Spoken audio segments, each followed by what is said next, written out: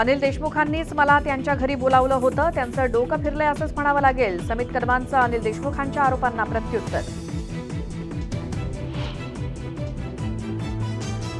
समित कदम आणि फडणवीसांचे अत्यंत जवळचे संबंध. खोट्या प्रकरणात ठाकरेंसह पार्थ पवारांना अडकवण्यासाठी टाकला होता दबाव. अनिल देशमुखांचे गंभीर आरोप. अनिल देशमुखांनी फडणवीसांबाबत आरोप नाही तर खुलासा केला तर समित कदमला वाय दर्जाची सुरक्षा देण्याचं कारण काय? संजय राऊतांचा थेट सवाल. अनिल देशमुखांकडून 2.5 वर्षांनंतर फक्त संभ्रम निर्माण करण्याचा प्रयत्न. असं राजकारण करण्यापेक्षा महाराष्ट्राच्या विकासाचा विचार करा. बावनकुळेंचा पलटवार.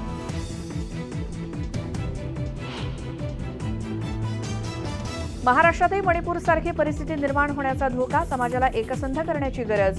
वाशीतल्या कार्यक्रमात शरद पवारांचं मोठं विधान.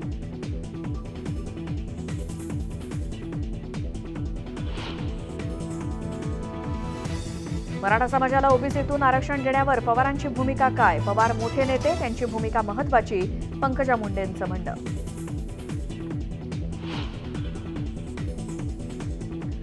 पनवेलच्या नावे गावात एकतर्फी प्रेमातून तरुणीवरती लोखंडी रॉडनं हल्ला. हल्ल्यात तरुणी गंभीर जखमी. आरोपीवर पोलिसात गुन्हा दाखल.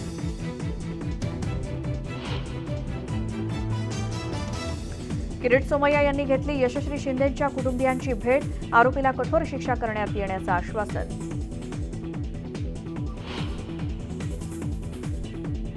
आणि अमरावतीत भाजपाला विक्रेत्याचा प्रताप. चक्क फ्लायओव्हरहून येणाऱ्या सांडपाण्यात धुतली भाजी. लोकांच्या आरोग्याशी खेळ.